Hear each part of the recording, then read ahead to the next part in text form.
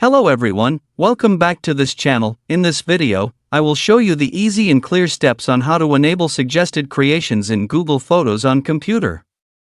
So how to enable suggested creations in Google Photos on computer? Make sure you keep watching this video until the end. Let's get started right away. Firstly, just go to Google Photos on your computer or laptop. This is the Google Photos display. Then move the cursor to the top right of the screen. Here there are lots of menu options.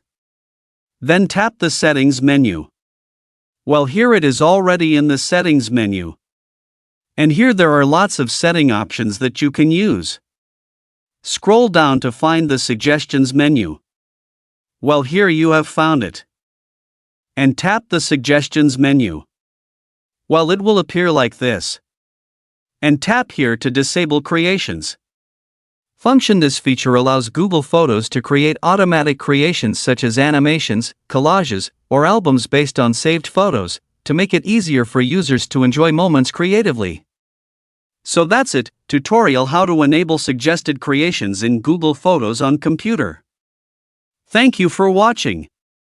I hope this video is useful. See you in the next video.